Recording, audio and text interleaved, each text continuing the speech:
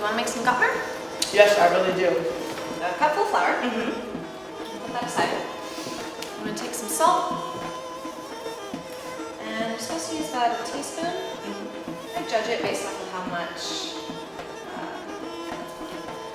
flour there seems to be. And then we have baking powder.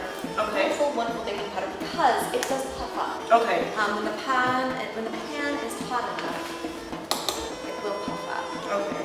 So a teaspoon baking powder. Put that there. And you know what?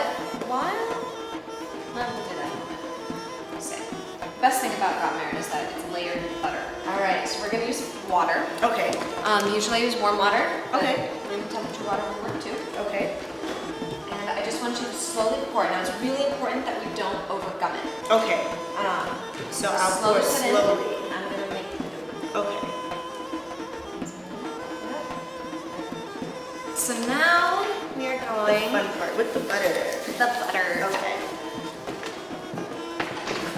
So let's see, for that much, use you. You can tell that our grandmother taught her how to cook these things because it's like you're using your own, like basically your own skills to be able to realize how much of this should we use, how much of that, you know, like a pinch of salt, and it's amazing. You can tell that's only a grandmother's thing. It's true. So now we got butter. Okay.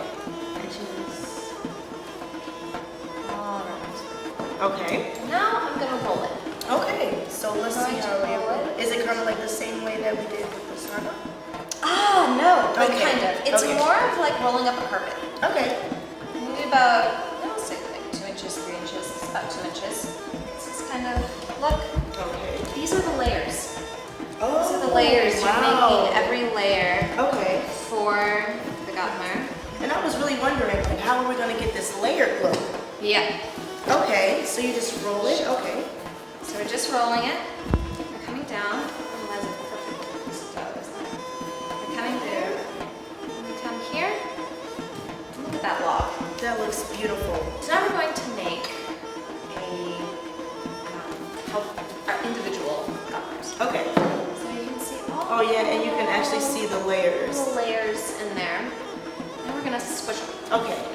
You put them in, like here. And then you roll them out again. Yep. We're gonna roll them out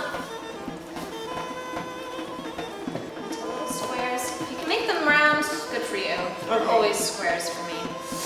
That's always sounds like it's gonna be the easiest. I think I rolled it a little too flat. And now the layers, are they still gonna be inside?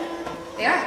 In That's fact, if the amazing. pan is hot enough, it's going to rise. Oh, this is gonna be so cool. The ideal situation is that it starts to puff up. Okay. Now that's why we want a really hot pan. Okay. Really hot. So if you have a gas grill, Okay. get fire up as high as it goes, get a reductor metal that really takes And we don't have the to heat. worry about it sticking to the pan at all. No, because it's filled with butter. See, the butter plays a major role in this. If you don't have butter, then you can't make Gotmar.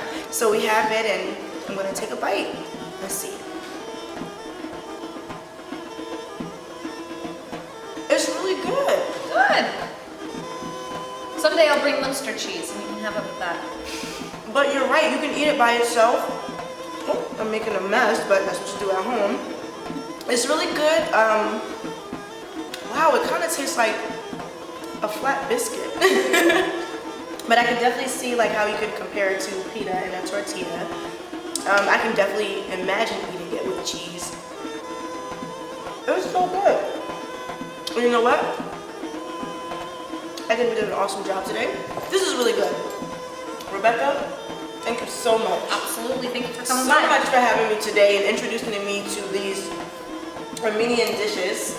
It's really good, and I think I can actually make some things for Thanksgiving. So thank you so much for joining us today. I had so much fun. You guys, I wish you could taste this. It's so good, so flavorful, and there wasn't even that many like ingredients used.